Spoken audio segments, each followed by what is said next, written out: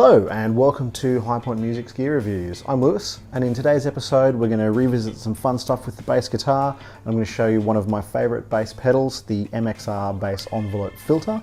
The bass envelope filter is like an auto wah.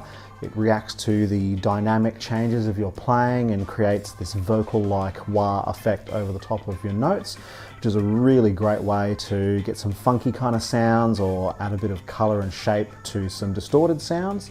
So I think it's got some great application in a vintage style bass playing and more modern style bass playing, and it can really be a good way to get some interesting things happening with otherwise you might be laying it down, but it's a good way to get some good sounds out of it. So I'll show you some of my favourite settings on it, basically what it can do, and yeah, see what all the fuss is about.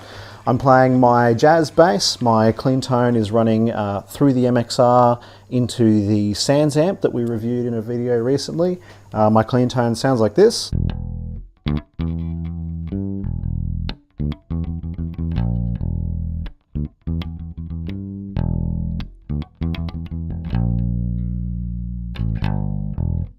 And basically, nice and simple, we've got an input and output, nothing too crazy, and this is a quick run through what it sounds like.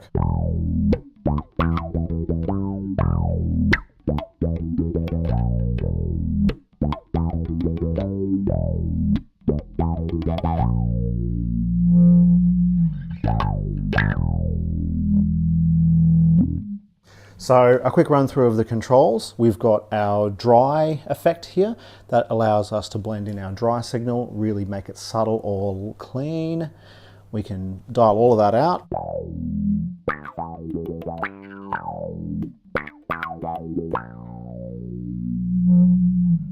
Having no dry signal mixed in would be a pretty cool way to kind of do a bit of a breakdown kind of sound to my ears.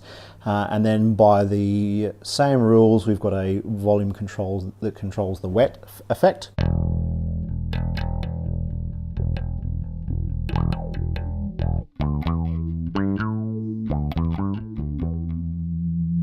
So it allows you to really dial it in subtly. If you were using maybe a fuzz or some overdriven sounds afterwards, you might not have that set quite as high as you would with a clean tone, but that's a really great way to get that blend of subtlety versus obviousness.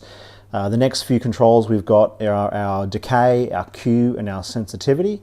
It makes a bit more sense to go from this side.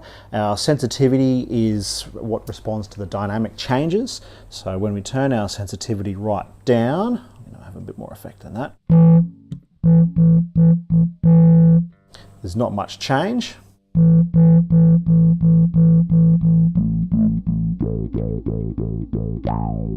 And once you get it to that point where the dynamics is triggering that envelope,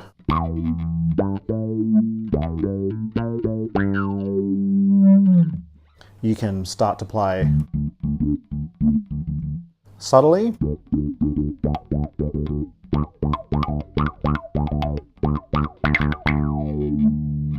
And the harder you pick, the more obvious that envelope is going to come through. So I like that setting, or finding the point in that setting where you can kind of play gently.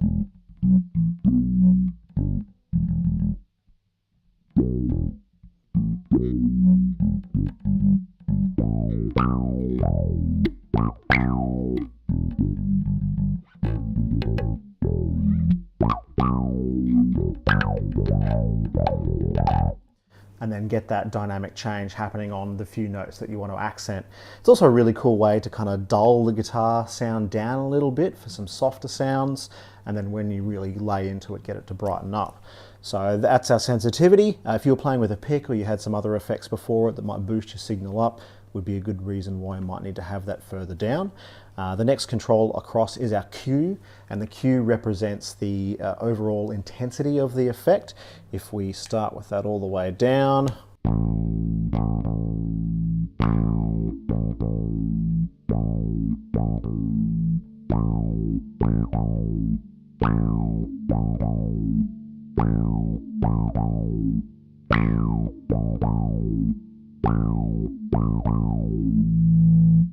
can hear that the higher that gets, the more obvious that envelope filter has that sort of chirpy like accent. And then the decay control is what sets the stop of that filter. So the point at which that envelope filter will develop and get to before it stops making noise. When you turn it all the way down, you can really hear the bottom of that envelope there. And as you turn that up,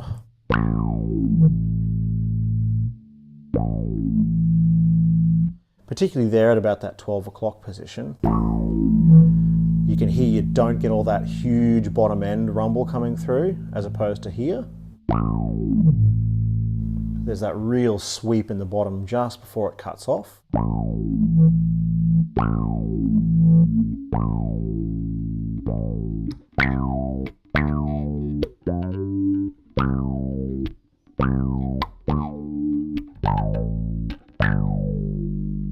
So that's a pretty cool way to get that subtlety kind of sound out of it as well. I probably like it about 1 o'clock, and I like the cube fairly intense for that sort of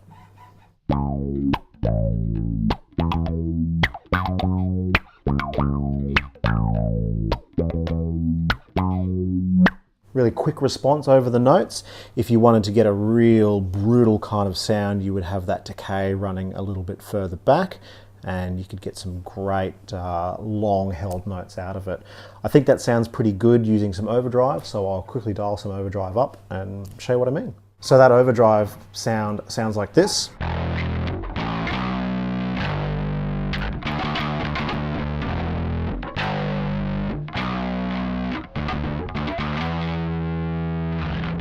And you can really accent that sound by getting something going like this.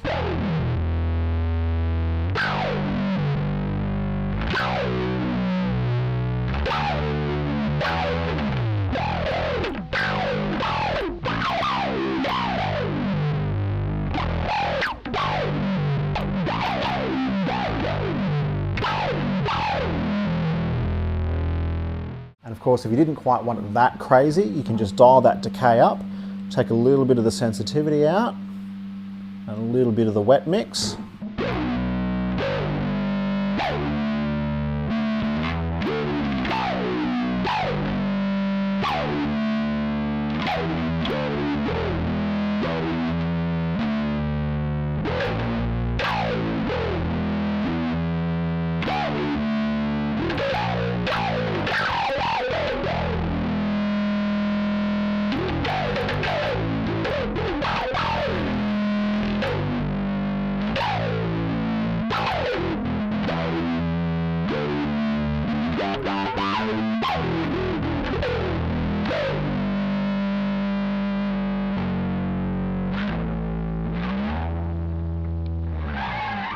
Of course, the really obvious choice for an envelope filter will be people playing funk bass guitar. I'm not that great at playing funk kind of stuff, but you can definitely hear that when you get that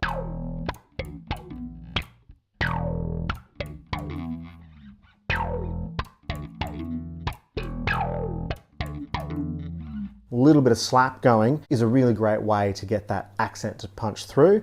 A really basic example of that kind of sound would be probably Lenny Kravitz's Fly Away, which has that like